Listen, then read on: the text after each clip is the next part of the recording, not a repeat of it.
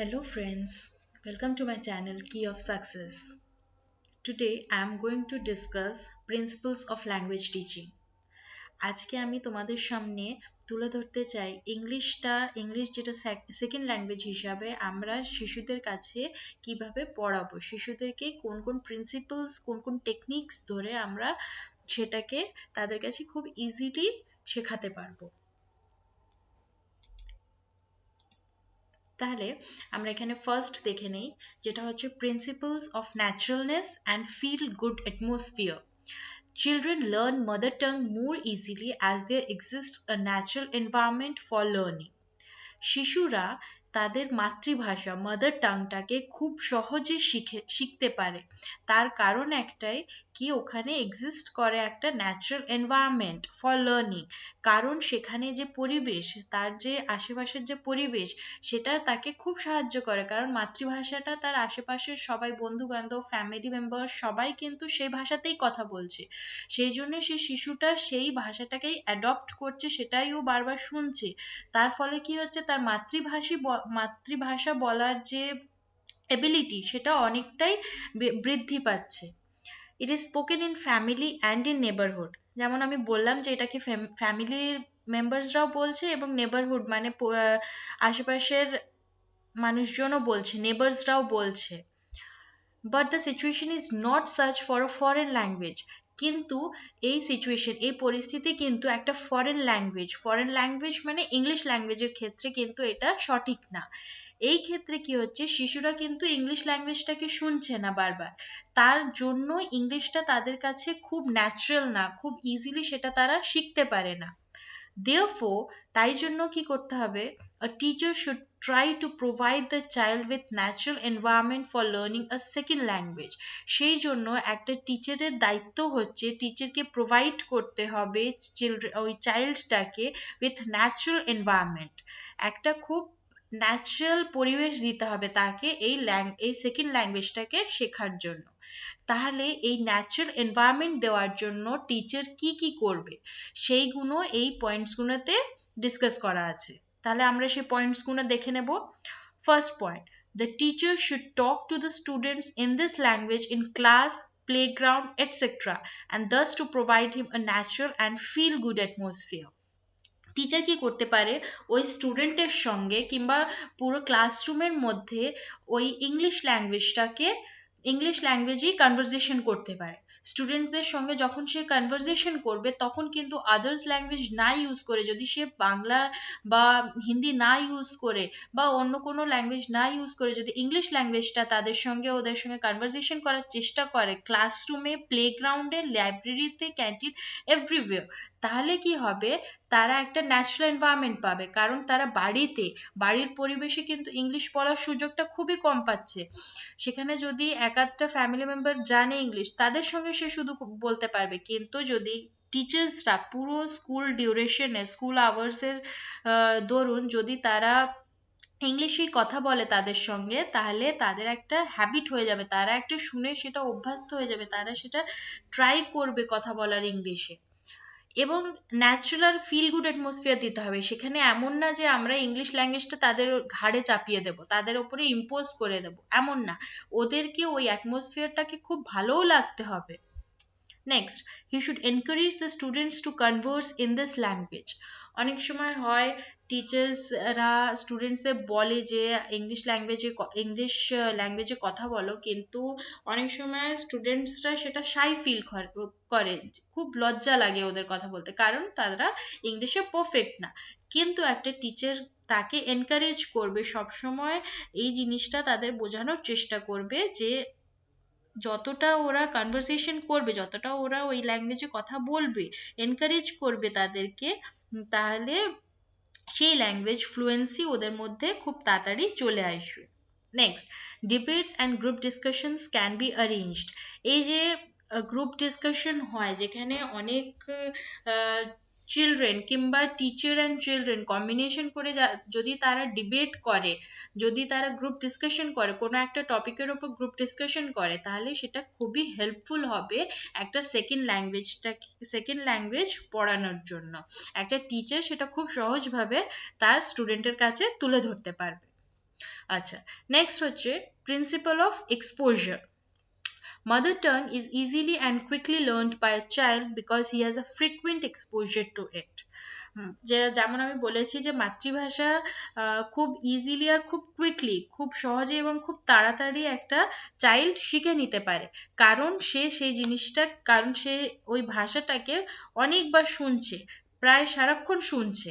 It is always spoken around him, সেটা তার কানের কাছে, তার আশেপাশে সবসময় সেই ভাষাতে কথা বলা হচ্ছে। তার ফলে কি হচ্ছে, ওই স্টুডেন্টটা ইংলিশ বলাটা অতটা প্রেফার করছে না, অতটা প্রেফার না করে সে তার মাদার টাংকেই প্রেফার করছে। So he tries to speak ইট, সেই জন্য সে ওই ভাষাতে তার মাদার টাঙেই কথা বলার চেষ্টা করে। Children also can learn a foreign language better if they are provided with such exposure to a foreign language.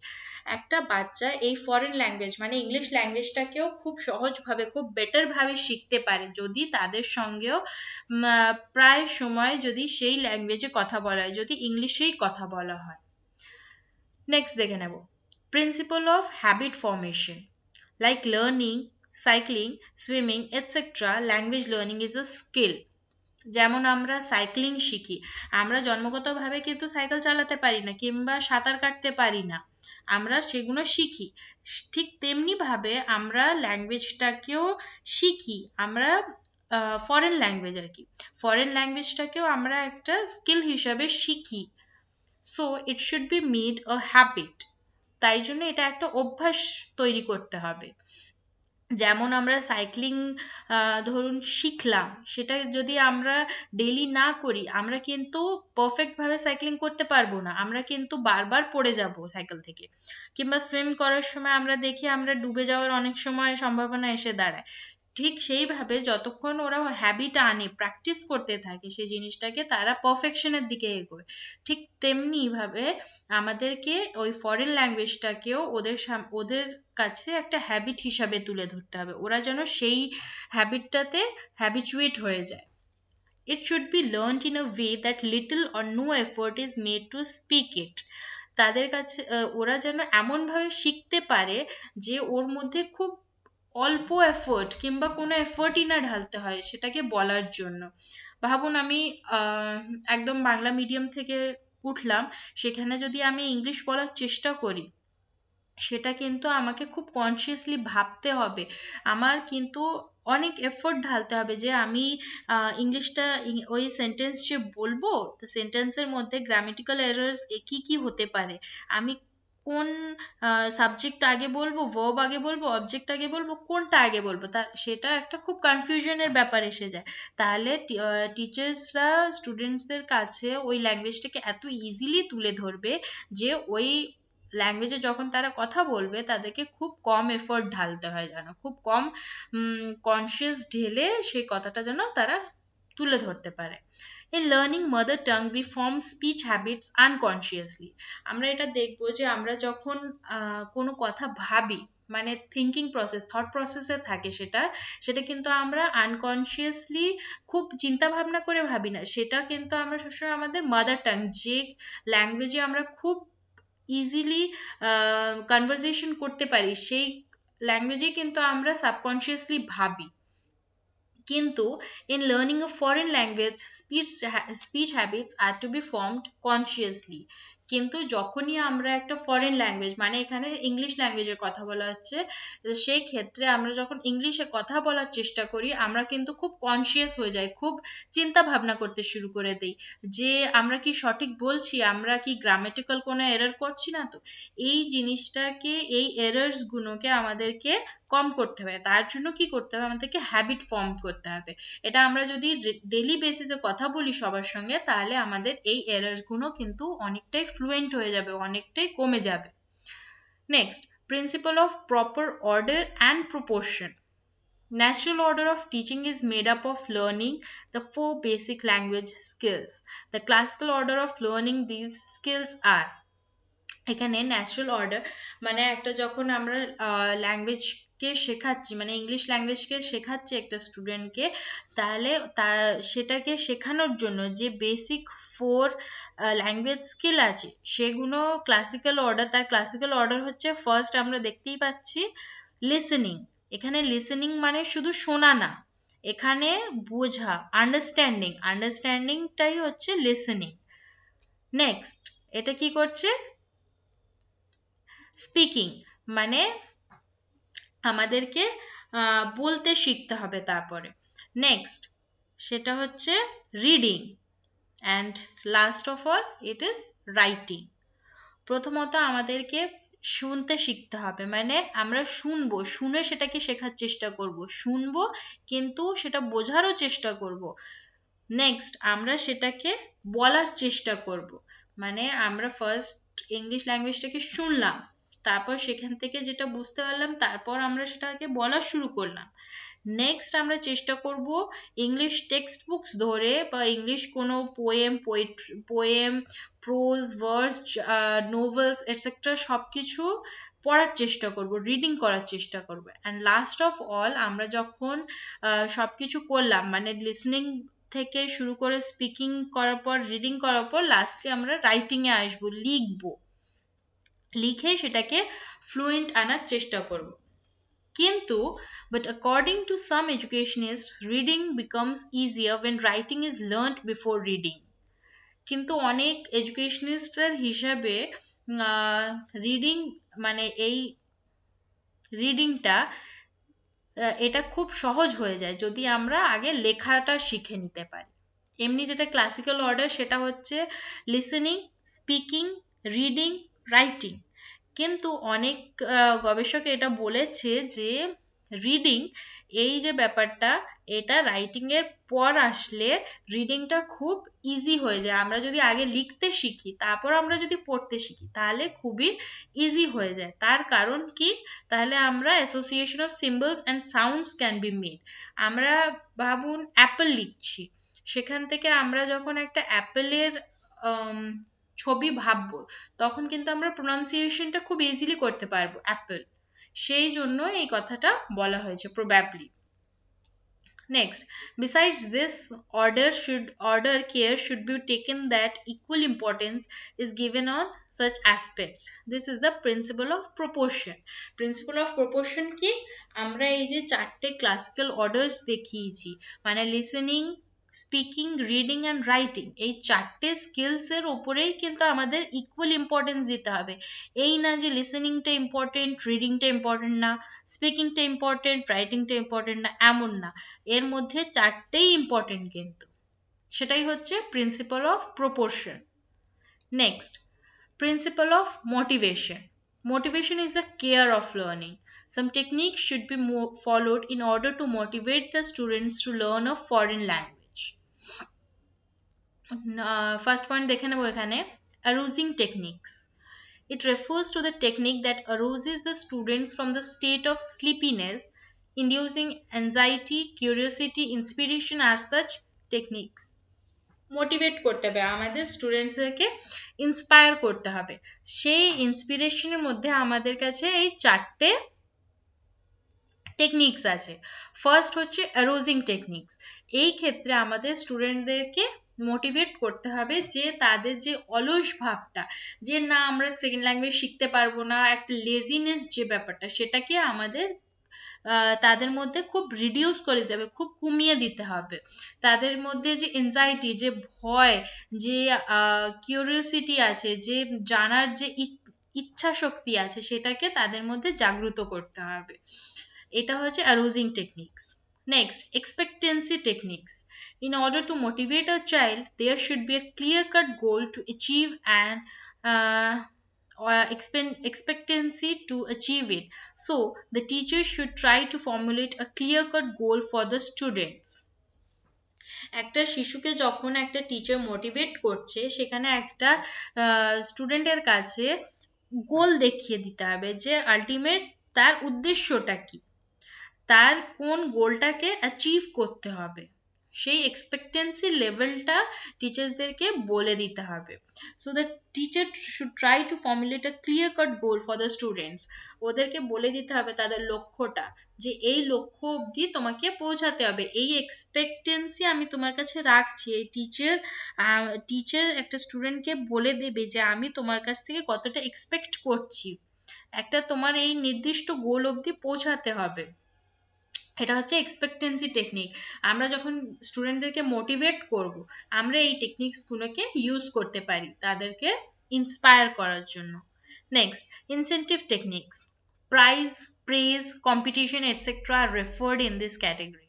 Incentive techniques মানে হচ্ছে যেখানে একটা স্টুডেন্টকে মোটিভেট করার জন্য, যে ভাবুন একটা স্টুডেন্ট খুব ভালো কোনো একটা অ্যাচিভমেন্ট করেছে, ভাবুন সে সেকেন্ড ল্যাঙ্গুয়েজটাকে মানে ইংলিশ ল্যাঙ্গুয়েজটাকে খুব সুন্দরভাবে বলা শিখছে, আস্তে আস্তে তার মধ্যে একটা ডেভেলপমেন্ট ঘটছে, তাহলে সেক্ষেত্রে আমরা তাকে প্রেজ করব, মানে তাকে উৎসাহিত করার জন্য তার একটু প্রশংসা করব, তাকে প্রাইজ দিলাম, একটা ছোটখাটো প্রাইজ, সেটা খুব দামি প্রাইজ হলে হবে না, সেটা খুব ছোটখাটো প্রাইজের মধ্যে একটা টিচার একটা স্টুডেন্টকে গিফট করতে পারে। তাতে কি হয়, তার মনের যে ইচ্ছা শক্তি হয় সেটা আরো বৃদ্ধি পায়।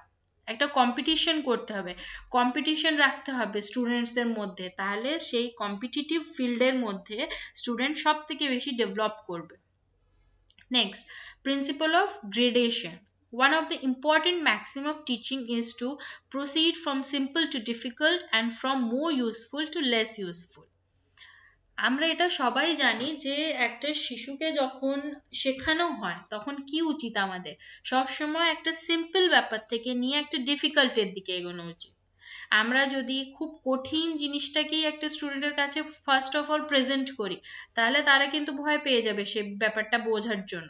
কিন্তু আমরা যদি খুব সহজ সরল পদ্ধতি ধরে সিম্পল জিনিসগুলো তাদের কাছে প্রথমে ধরি, তাহলে আস্তে আস্তে স্টেপ বাই স্টেপ যদি আমরা ডিফিকাল্টের দিকে যাই, তাহলে তারা ওয়ান বাই ওয়ান বুঝতে বুঝতে যাবে যে প্রথমে এই স্টেপ হলো, তারপর আচ্ছা এই স্টেপ হলো, নেক্সট ওয়াইজ ওরা বুঝতে বুঝতে যাবে। কিন্তু এক মিনিটের মধ্যে যদি আমরা ওদের কাছে কোনো ডিফিকাল্ট জিনিস এনে ধরিয়ে দেই যে এটা নাও, এটা বোঝো এবার, সেটা কিন্তু তাদের কাছে পুরোপুরি ডিফিকাল্ট হয়ে যাবে, it will be next to impossible. And from more useful to less useful, এবং যেটা সব থেকে বেশি প্রয়োজনীয় সেটা কিন্তু আমরা ফার্স্ট অফ অল ওদেরকে শেখাবো, আর তারপর যেটা একদম লেস ইউজফুল, যেটা সব থেকে কম ইউজফুল হবে, সেটা আমরা তাদের কাছে একদম এট লাস্টলি তাদের কাছে তুলে ধরবো। Selected words and structures are arranged in an order which is suitable for teaching them. This can be classified into two groups.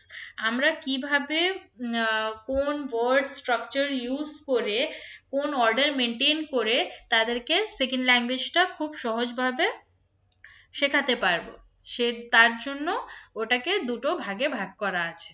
First হচ্ছে principal of grouping. The materials selected in groups are on the basis of sound, situation, sentence structure, meaning. This makes the learning process systematic and easier. এখানে যে গ্রুপিংসটা করা হয়েছে সেটা base করছে, সেটা কিসের ওপর ভিত্তি করে করা হয়েছে, সাউন্ড, সিচুয়েশন, সেন্টেন্স স্ট্রাকচার আর মিনিং এর উপর ভিত্তি করে করা হয়েছে। এটা এটা করার ফলে কি হয়, লার্নিং প্রসেস যেটা সেটা খুবই সিস্টেম্যাটিক হয়ে যায়, খুব অর্ডারে চলে আসে এবং খুব সহজ হয়ে যায়, ইজিয়ার হয়ে যায়। ফার্স্ট আমরা দেখে নেব, when the material is grouped on the basis of sound it is called phonetic grouping. যখন একটা যখন একটা মেটেরিয়াল কিংবা যখন একটা সেন্টেন্সকে গ্রুপ করা হয় on the basis of sound, মানে ওর আওয়াজ, ওর রিদম, ওর রাইমিং প্যাটার্ন দেখে, সেটাকে বলা হয় ফোনেটিক গ্রুপিং। ফোনেটিক গ্রুপিং এর আমরা এক্সাম্পল নিয়ে নিতে পারি হচ্ছে ভাবুন ফ্লো, থ্রো, এই দুটো কিন্তু একদম একই রাইম আছে তার, ফ্লো আর থ্রো, সো আর টো, এগুলো কিন্তু দুটো দুটো, দেখুন সো আর টো, আমরা যখন বলছি রাইমিং প্যাটার্ন কিন্তু এক, তাহলে এইটা হয়ে গেল phonetic grouping. Next, when the material is grouped on the basis of situation it is called lexical grouping. আমরা যখন কোনো একটা সেন্টেন্সের মধ্যে যে ওয়ার্ডস গুলো আছে কিংবা যে সেন্টেন্স আছে সেটা যদি আমরা গ্রুপ করি on the basis of situation, তাহলে সেটা হচ্ছে লেজিক্যাল গ্রুপিং। লেজিক্যাল গ্রুপিং ধরুন বেসিস অফ সিচুয়েশনে হচ্ছে ফাদার, মাদার, ব্রাদার, এগুলো হচ্ছে সিচুয়েশনের উপরে বেস করে আমরা সেটাকে গ্রুপ করছি, সেটা হচ্ছে lexical grouping. Next, when the material is grouped on the basis of sentence structure, it is called grammatical grouping. ওই সেন্টেন্সটা কিভাবে স্ট্রাকচার্ড করা আছে, যে ফার্স্টে subject plus verb plus object, এই ধরনের যে সেন্টেন্সগুলো, একই ধরনের যে সেন্টেন্সগুলো আসছে সেটা যখন আমরা গ্রুপ করব সেটা হচ্ছে grammatical grouping. Next, when the material is grouped on the basis of meaning, it is called semantic grouping. যখন একটা material, যখন একটা সেন্টেন্স, ফ্রেজ কিংবা গ্রুপ অফ ওয়ার্ডস যদি গ্রুপ করা হয় on the basis of meaning, তাদের মানের উপরে ভিত্তি করে যদি সেটাকে গ্রুপ করা হয় সেটা হচ্ছে semantic grouping. Next, আমরা দেখে নেব principle of sequencing. Grammatical sequence. The teacher should first teach all suitable structures having subject, verb, object, and then we should teach structures having subject, verb, object plus extension. First টিচারদের কি পড়াতে হবে, grammatical sequence কি বলতে চাইছে, যে teacher first of all একটা স্টুডেন্টের কাছে এমন একটা সেন্টেন্স তুলে ধরবে যার মধ্যে সাবজেক্ট আছে, তারপর ভার্ব আছে, তারপর অবজেক্ট আছে। এইটা হলো তার কাছে ফার্স্ট এক্সাম্পল হিসেবে তুলে ধরবে।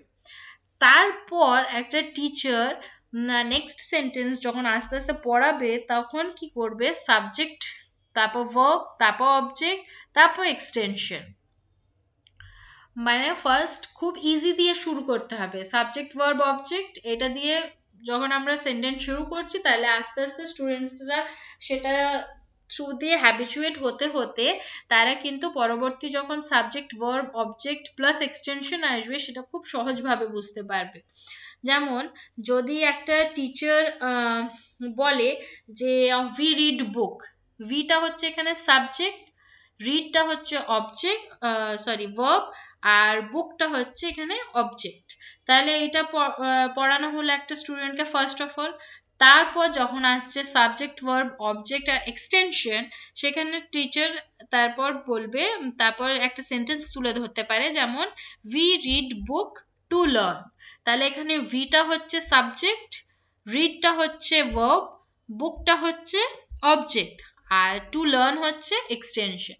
তাহলে স্টুডেন্ট কি হবে, খুব লেস মানে খুব সিম্পল জিনিস থেকে খুব একটা ডিফিকাল্টের দিকে এগোচ্ছে, তাহলে তাদের কাছে বোঝার খুব একটা সুবিধে হবে। Next, lexical sequence. It deals with which words comes after which. Lexical sequence হচ্ছে যে কোন ওয়ার্ডটাকে রিপ্লেস করে আমরা অন্য ওয়ার্ড লিখতে পারি। যেমন হচ্ছে যে অর ফলোজ ইদার, অর কে আমরা ইদার হিসেবেও লিখতে পারি। মানে একটা সেন্টেন্সের মধ্যে অর কথাটা এলো, অর এর বদলে আমরা যদি সেটা চেঞ্জ করে ইদার লিখি সেটা কিন্তু সেন্টেন্সের মানে কিন্তু একই থাকবে। যেমন ভাবুন আমরা বলি বেস্ট উইশেস বলি, সেটা যদি আমরা বেস্টটা সরিয়ে যদি আমরা সেখানে বলি গুড উইশেস, মানেটা কিন্তু একই থাকলো, কিন্তু এখানে আমরা সেই ওয়ার্ডটাকে এক্সচেঞ্জ করে দিলাম, সেটা হচ্ছে lexical sequence. Next, semantic sequence. Words of same or rather same meaning should be taught one by one. একই মানের কিংবা rather same meaning, words of same or rather same meaning should be taught one by one. একসঙ্গে একই ধরনের ওয়ার্ডস কিংবা একই মানে carry করে এমন ওয়ার্ডসকে একসঙ্গে পড়াতে নেই, তাহলে কি হয়, একটা কনফিউশন ক্রিয়েট হয় স্টুডেন্টসদের মধ্যে। তাই জন্য টিচার্সদের সবসময় বলা হয় যে ওয়ান বাই ওয়ান পড়াতে হবে। ফার্স্ট যেমন হি রিডস লিটারেচার, তারপর পড়ালাম হি রিডস পোয়েম, সে পড়ছে কি, প্রথমে হচ্ছে লিটারেচার সাহিত্য পড়ছে, তারপর হি রিডস ও পড়ছে পোয়েম, এবার কি কবিতা। এই একই ওয়ার্ডস কিংবা রাদার সেম মিনিংস এগুলো, সেই ক্ষেত্রে আমরা কিন্তু 1 by 1 পড়াবো স্টুডেন্টসদের। নেক্সট দেখে নেব principles of phonology. In order to remember written symbols, it is always suitable to attach them with spoken symbols. So we should start teaching a foreign language with listening sounds and speaking language. একটা যখন আমরা কোনো written symbols, মানে ভাবুন আমরা বই পড়ছি, যখন আমরা দেখছি যে অ্যাপল, তাহলে আমরা সবসময় লেখা জিনিসটাকে, অ্যাপল যে লেখা আছে তার সঙ্গে সঙ্গে কিন্তু আমাদের সাবকনশিয়াস মাইন্ডে কিন্তু আমরা যে কথাটা বলি অ্যাপল, তাহলে আমাদের সামনে আপেলের যে ছবিটা ভেসে ওঠে, সেটাই কিন্তু এখানে প্রিন্সিপাল অফ ফোনোলজি, সবসময় ওর সঙ্গে অ্যাটাচ করতে হবে, কানেক্ট করতে হবে। তাই জন্য যখনই আমরা একটা ফরেন ল্যাঙ্গুয়েজ শেখানোর চেষ্টা করি একটা স্টুডেন্টকে, সেটা সবসময় লিসেনিং সাউন্ড আর স্পিকিং ল্যাঙ্গুয়েজ দিয়ে ফার্স্ট এই দুটোর ওপরে খুবই বেশি গুরুত্ব দিতে হবে। লিসেনিং সাউন্ড আর স্পিকিং ল্যাঙ্গুয়েজ, প্রথমে তাকে লিসেনিং যে এবিলিটি আছে তার উপরে একটা অনেক জোর দিতে হবে, তারা যেন কোনো ল্যাঙ্গুয়েজ শুনে সেটা বুঝতে পারে, সেটা আন্ডারস্ট্যান্ড করতে পারে, আর তারপর যেন তাদের মধ্যে একটা স্পিকিং ক্যাপাবিলিটি চলে আসে, তারা যেন সেই ল্যাঙ্গুয়েজে আবার কনভারসেশনও করতে পারে। Next, principle of learning by doing. এখানে আমরা খুব সহজভাবে বুঝতে পারছি লার্নিং বাই ডুইং। আমরা যে কোনো জিনিস খুব সহজে তখনই শিখতে পারি যখন আমরা সেটাকে করতে শিখি।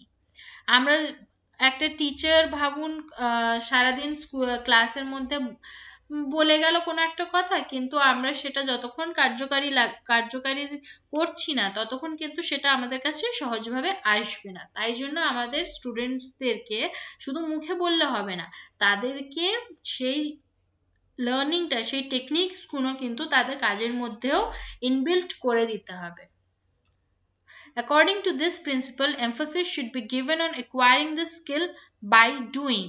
For foreign language acquisition, written work, pronunciation, reading, spelling, writing, hearing are essential activities. We should give students good practice of them.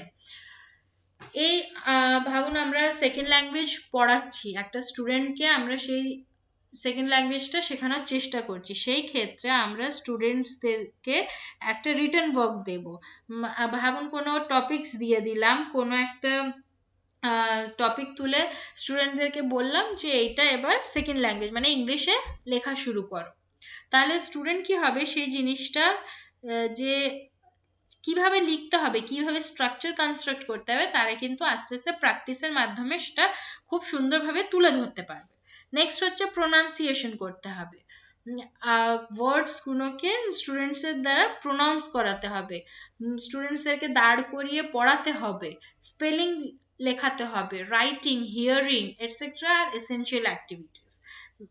স্টুডেন্টসদেরকে প্র্যাকটিসের মাধ্যমে এই লার্নিং বাই ডুইং প্রিন্সিপালসটা খুবই ইউজফুল করিয়ে তুলতে হবে। Next, principle of correlation with life.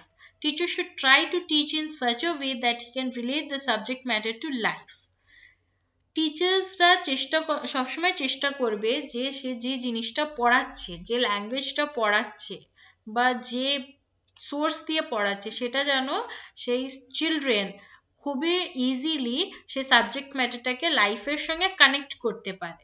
যে madam যে কথাটা বলছে, ম্যাডাম বা স্যার যে কথাটা বলছে, সেটা বাস্তবেও যেন তার কাছে খুব রিলেটেবল হয়, তারা যেন সেই জিনিসটা বাস্তবেও দেখে থাকে, ঘটতে দেখে থাকে। Thus, he can teach more meaningfully. Students can digest the lesson easily. Moreover, learning can be thus transferred to real life situation. একটা দেখে শেখা, একটা শুনে শেখার থেকে দেখে শেখা অনেকটা বেশি হেল্পফুল হয়। আমরা যদি কোনো কথা একটা শুনি, সেটা যদি আমরা আমাদের ন্যাচারাল এনভায়রনমেন্টের মধ্যে, আমাদের রিয়েল লাইফ সিচুয়েশনের মধ্যে সেই জিনিসটা যদি ঘটতে দেখি, তাহলে কিন্তু আমরা খুব ইজিলি সেই জিনিসটাকে শিখে নিতে পারি, খুব ইজিলি সেই জিনিসটাকে আমরা কাজে লাগাতে পারি। তাহলে এই ক্ষেত্রে আমরা খুব ইজিলি ইংলিশ ল্যাঙ্গুয়েজটাকে বলতে মানে কনভারসেশন করতে পারবো। Next, principle of tolerance of mistakes. In case of learning a second language like English, mistakes are a part of the process. এই ক্ষেত্রে যখন আমরা ইংলিশ ল্যাঙ্গুয়েজটাকে শেখানোর চেষ্টা করছি একটা স্টুডেন্টের কাছে, তখন মিস্টেকস হবে, তখন ভুল হবেই হবে, কারণ সেটা ওদের কাছে সেকেন্ড ল্যাঙ্গুয়েজ। ওদের মাদার টাং হলে সে ব্যাপারটা আলাদা, কিন্তু এটা যেহেতু ওদের কাছে একটা ফরেন ল্যাঙ্গুয়েজ, একটা সেকেন্ড ল্যাঙ্গুয়েজ, তাহলে এখানে মিস্টেকস হবেই। Therefore, students should be encouraged to use the language. এখানে কিন্তু রেগে গেলে হবে না, এখানে ল্যাঙ্গুয়েজটাকে শেখার জন্য তাদেরকে আরো এনকারেজ করতে হবে, আরো ইন্সপায়ার করতে হবে, সেখানে কিন্তু রাগ দেখালে হবে না। Mistakes can initially be ignored. যখন ফার্স্ট স্টেজে থাকবো আমরা, যখন আমরা কোনো টপিক দিয়ে দিলাম ইংলিশে কথা বলার জন্য বা লেখার জন্য, তখন কিন্তু মিস্টেকস হবে, স্টুডেন্টস কিন্তু সেই জায়গাগুলোতে ভুল করবেই। সেই ক্ষেত্রে আমাদের রাগলে হবে না, আমাদের টলারেট করতে হবে, সহ্য ক্ষমতা অনেকটাই বেশি রাখতে হবে।